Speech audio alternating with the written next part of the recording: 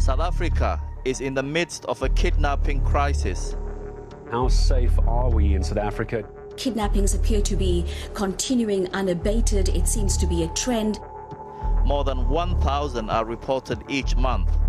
We are killing you now. Videos like these are now common, and fear is spreading. These kidnappers knows your every move. By the time of execution, there is no mistake.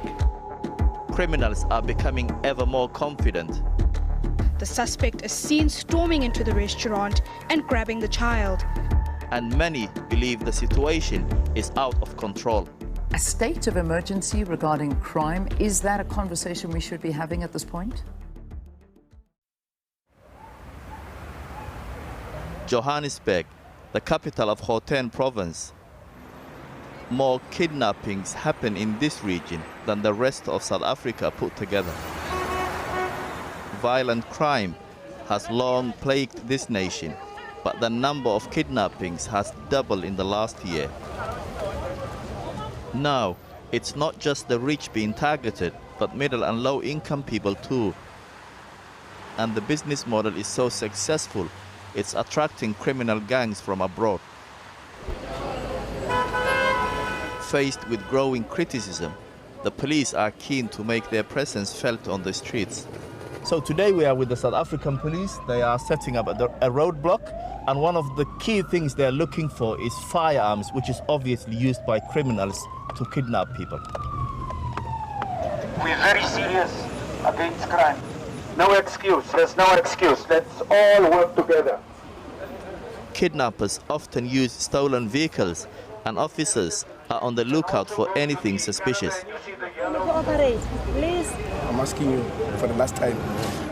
You bought this car from who? Metal. Operations like this are carried out regularly, but seem to do little to tackle the problem.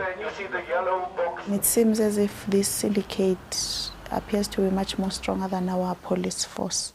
They have now come to a point where they are comfortable. They know that they will not be caught.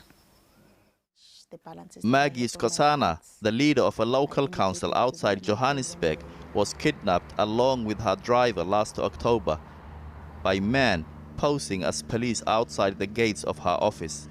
Immediately when we drove off here, I was already suspicious that this was not police. So yeah, we had an altercation for some time until one of their guys decided to move out of their car with a rifle into our car, and then we were then instructed to drive off. Police in Mpumalanga are investigating the kidnapping of Nkangala municipal manager Maggie Skosana. With her case making headlines and the police powerless to act, Maggie's family had to look elsewhere for help. As die polisman nie die werk kan doen nie, identifiseer die korrekte polisman. Mike Bolhouse runs a private detective agency. I spoke to him in his fortified compound near Pretoria. I always refer to myself and the investigators as positive, paranoid psychopaths, the good psychopaths. As kidnappings have soared, so too has the number of people coming to him for help. I will not hesitate 1 second if somebody is trying to kill you, to take that person out. I believe that every person has a worth, and I will protect that person no matter what it takes. With business booming, Mike now employs around 100 specialist investigators. In Maggie's case, his job was to stay in contact with the kidnappers and handle ransom negotiations. They knew of our investigations.